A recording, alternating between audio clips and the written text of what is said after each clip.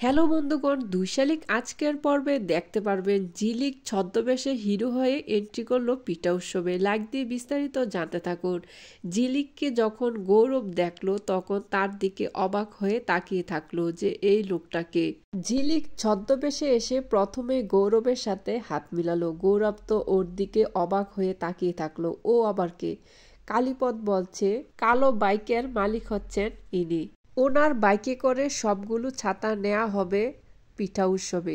এই দিকে প্রিয় রঞ্জন রজতকে বলছে, তুমি কেন আমাকে জেল থেকে ছাড়িয়ে নিয়ে এসেছ? রজত প্রিয় রঞ্জনকে বলছে, আমি তোমাকে ছোটখাটো চুরির দায়ে জেলে রাখতে চাই না।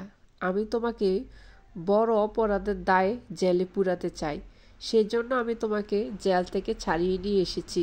রজত পিয়ারকে বলছে, তোমার জন্য দুটো রাস্তা খোলা। অনিমেষকে মেরে ফেলো, তা না হলে অনিমেষকে সকল সম্পত্তি ওর নামে লিখে দিয়ে দাও।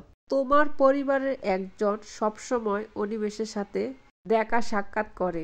পিয়ারকে বলে গোরা অনিমেষের সাথে মিলিত রয়েছে। উকিল বলে, আরে না, মহিলার সাথে অনিমেষের কানেক্ট আছে। অনিমেষ তোমার কোম্পানির চারপাশে ঘুরছে। কখন যে চৌকাঠের দরজা পাড়িয়ে ঘরে ঢুকে যায় সেটা আর দেখার বাকি রয়েছে। এই দিকে রজত অনিমেষ মিলে পিয়ারকে পথে বসাবে, কিন্তু পিয়ারকে এটা জানে না। এই দিকে ঝিলিক আকিকে ফোন করে বলে, পিঠা উৎসবে তোকে ছদ্মবেশে যেতে হবে না। আমি ছদ্মবেশে যাব, আর দেবকে বলিস ছদ্মবেশে যেতে। ঝিলিক আকিকে আরো বলে, তবে তোকে দুই দায়িত্ব পালন করতে হবে।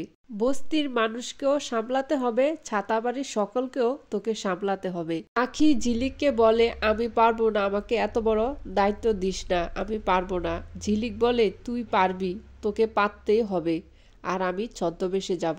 দেব বলে, আমি প্রত্যেক দিন ছদ্মবেশে যেতে পারবো না, আমার কাছে খুবই খারাপ লাগে। আখি দেবাকে অনেক অনুরোধ করে, প্লিজ এবারের জন্য আর করতে হবে না। তখন দেবা রাজি হয়। বন্ধুগণ, আখি কি পারবে ছাতাবাড়ি বস্তি সামাল দিতে? অবশ্যই কমেন্টস করে বলবেন, আর আমার চ্যানেলটি সাবস্ক্রাইব করে রাখবেন।